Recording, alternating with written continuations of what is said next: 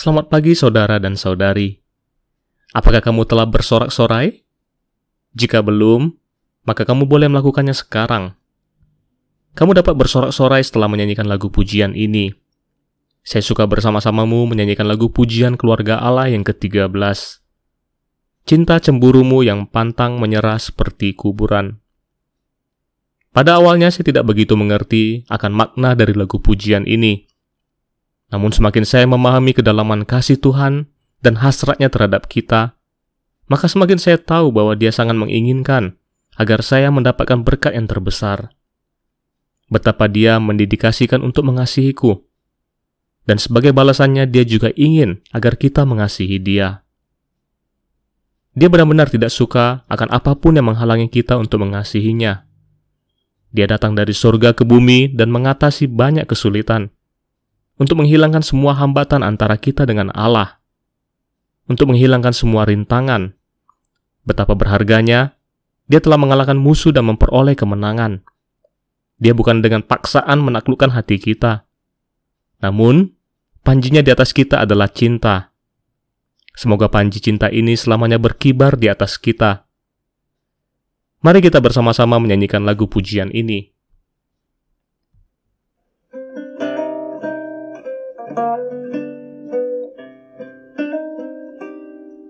Cinta cemburumu seperti kuburan, cintamu seperti nyala api, hasratmu padaku agar ku kasihmu. Kau menang dari sakit cobaan, setiap penghalang runtuh, berhala pun hancur, awan bayang lenyap, kalahkan semua musuh. Cintamu telah menang, menang atas segalanya, panjimu atasku cinta.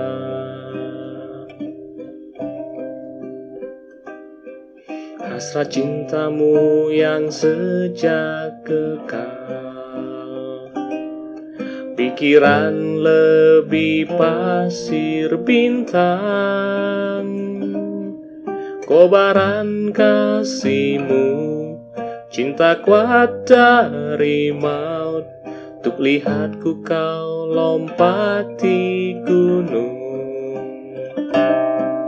Ingin dengar suaraku, kasihmu tak ku lupa, agar ku terus bergaul, kasih penuhi jiwaku. Tarikku ke tempatmu, untuk bertatapan muka, semoga panjimu berkibar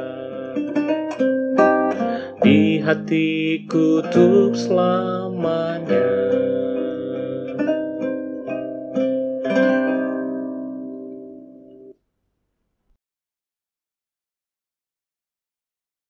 Saudara-saudari, apakah setelah menyanyikan lagu pujian ini kamu ingin bersorak-sorai? Jika iya, maka pergilah dan bersorak-sorailah. Saya juga ingin bersorak-sorai. Saya benar-benar merasa sangat diberkati. Karena Tuhan yang tiada batas ini mengasihiku dengan lembut dan dengan hati yang teguh. Dia mengasihiku sehingga demiku Dia mengatasi banyak kesulitan. Dia telah mengalahkan musuh. Saya sangat menyukai satu kalimat, yaitu, Engkau telah mengalahkan semua musuh, awan, dan bayangan dihilangkan.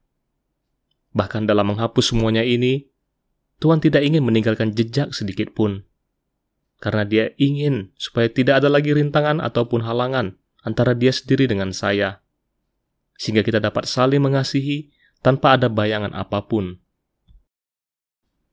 Betapa berharganya karena panji cinta Tuhan berkibar di atas kita. Dia memikat kita dengan menggunakan kasih-Nya. Dia menaklukkan kita dengan kasih-Nya. Sebagai balasannya, Dia tidak memaksa kita untuk mengasihi Dia. Oleh karena itu, kisah cinta kita dengan Tuhan adalah yang paling romantis, yang paling menyentuh, dan penuh dengan kehangatan. Mari kita menyanyikan lagu pujian ini sekali lagi. Lalu kita menggunakan waktu untuk menyembah Tuhan, untuk berbicara dengannya. Dan selanjutnya kamu dapat kembali dan terus mendengarkan pembagian dari saya tentang mujizat yang kedua. Kita akan membacanya bersama-sama di Injil Yohanes 4 ayat 46 sampai 54. Dalam Injil Yohanes 4 ayat 46 sampai 54 adalah tentang mujizat kedua yang dilakukan oleh Tuhan. Tuhan menyembuhkan anak pegawai istana. Pegawai istana ini meminta Yesus untuk menyembuhkan anaknya. Namun, dia tidak secara langsung membawa putranya itu kepada Yesus. Dia berharap agar Tuhan dapat pergi ke rumahnya. Namun Yesus tidak pergi. Jadi, bagaimanakah dia melakukannya? Yang dia lakukan hanya dengan berkata, "Pergilah, anakmu hidup." Dan pegawai istana itu percaya akan apa yang dikatakan Tuhan padanya, lalu melanjutkan perjalanannya. Anaknya telah sembuh, dan mujizat ini begitu luar biasa. Mujizat ini telah melampaui batas geografis. Dia hanya mengucapkan satu kalimat tanpa menyentuh langsung pada anak tersebut. Lalu anaknya disembuhkan. Tuhan sangatlah berkuasa. Bagaimana kalau kita membaca ayat-ayat ini, yaitu dalam Injil Yohanes 4 ayat 46 sampai 54. Maka Yesus kembali lagi ke Kana di Galilea, di mana ia membuat air menjadi anggur. Dan di Kapernaum ada seorang pegawai istana, anaknya sedang sakit. Ketika ia mendengar bahwa Yesus telah datang dari Yudea ke Galilea, pergilah ia kepadanya lalu meminta, supaya ia datang dan menyembuhkan anaknya, sebab anaknya itu hampir mati. Maka kata Yesus kepadanya, "Jika kamu tidak melihat tanda dan mujizat, kamu tidak percaya." Pegawai istana itu berkata kepadanya, "Tuhan, datanglah sebelum anakku mati." Kata Yesus kepadanya, "Pergilah, anakmu hidup." Orang itu percaya akan perkataan yang dikatakan Yesus kepadanya, lalu pergi. Ketika ia masih di tengah jalan, hamba-hambanya telah datang kepadanya dengan kabar bahwa anaknya hidup. Ia bertanya kepada mereka, pukul berapa anak itu mulai sembuh. Jawab mereka, "Kemarin siang pukul 1 demamnya hilang." Maka teringatlah ayah itu bahwa pada saat itulah Yesus berkata kepadanya, "Anakmu hidup." Lalu ia pun percaya, ia dan seluruh keluarganya.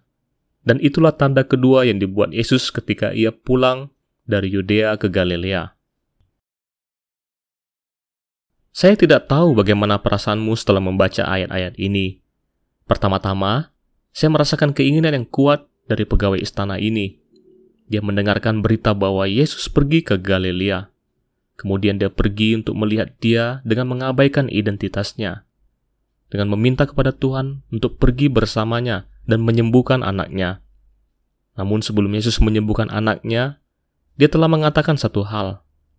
Jika kamu tidak melihat tanda dan mujizat, kamu tidak percaya. Melalui keseluruhan cerita, kamu dapat mengetahui bahwa pegawai istana ini adalah yang penuh dengan iman. Sebenarnya dia belum melihat mujizat itu. Dia tidak melihat mujizat yang muncul padanya.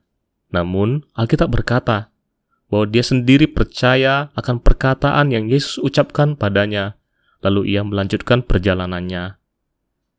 Jadi, bagaimanakah akhirnya? Allah tidak akan mempermalukan mereka yang percaya padanya. Anaknya telah sembuh. Allah adalah yang setia. Dalam hidup ini, kita akan menghadapi sesuatu yang membuat kita sangat gugup. Hati kita akan menjadi sangat cemas. Namun kita harus mendekat kepada Tuhan. Kita harus pergi kepadanya. Kita harus percaya padanya. Sebab dia mampu menenangkan hati kita. Sehingga hati kita bisa tentram dan terbebas dari rasa khawatir. Dan kita akan tetap percaya hingga akhir. Karena kita akan melihat pekerjaan Allah.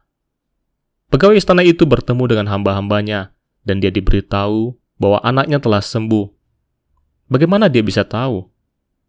Kenyataannya, yang perlu dia lakukan hanyalah mengajukan pertanyaan, dan anaknya pun telah sembuh kembali. Lalu dia bertanya kapan demamnya hilang. Dan hamba-hambanya pun menjawabnya. Dan didapati bahwa waktunya adalah yang tepat saat dia berbicara dengan Tuhan. Dan saat yang penting itu adalah bukti dari imannya. Dia dapat dengan yakin bahwa anaknya akan pulih kembali. Dalam perjalanan pulang, pasti dia ada memuji-muji dan bersorak-sorai. Saya ingin mengingatkan pada kamu semua bahwa sebenarnya pegawai istana ini belum melihat anaknya secara langsung. Namun dia telah percaya dan dia telah menerima jaminan iman. Lalu dia dapat bersorak-sorai dan akhirnya keefektifan dari iman tersebut benar-benar memberkatinya. Dan bukan hanya pada dia sendiri, tetapi seluruh keluarganya telah percaya kepada Tuhan. Saudara-saudari, kita benar-benar memiliki firman Tuhan dan juga memiliki janji-janjinya yang berharga. Sangatlah banyak. Contohnya, segala sesuatu bekerja bersama-sama untuk kebaikan bagi mereka yang mengasihi Tuhan. Saudara-saudari, jika kamu percaya pada hal tersebut, maka kamu dapat percaya padanya, sekalipun dalam keadaan yang sulit. Alih-alih percaya setelah melihat tanda dan mujizat. Bahkan, sebelumnya pun kamu telah dapat bersorak-sorai terlebih dahulu. Kita harus memulainya dengan penuh iman. Maka kita pasti akan melihat kemuliaan Allah. Saudara dan saudari, memiliki iman sangatlah penting. Iman kita dapat melihat hati Tuhan. Tetapi tanpa iman, tidak mungkin orang berkenan kepada Allah. Saudara dan saudari, saya berharap agar di sepanjang hidup kita dapat percaya pada hati Allah. Dengan mempercayai firman Allah, maka kita dapat menjalani hidup kita dengan mulia. Semoga Tuhan memberkati kita. Ya Tuhan, Engkau adalah yang setia dan Engkau tidak pernah berdusta. Engkau adalah jalan dan kebenaran dan hidup. Setiap orang yang percaya padamu tidak akan dipermalukan. Walaupun situasi saat ini tidaklah lancar, mungkin kami ada menghadapi serangan dan godaan dari musuh, dan mungkin ada menghadapi kesulitan. Namun kami sangat percaya bahwa segala sesuatu bekerja bersama-sama untuk mendatangkan kebaikan bagi mereka yang mengasihi Engkau. Tuhan, semoga Engkau meneguhkan iman kami, agar kami percaya padamu hingga akhir. Mari kita bersorak-sorai oleh iman. Mari kita mengangkangi kesulitan-kesulitan yang begitu banyak. Tuhan, saya ingin tetap percaya padamu.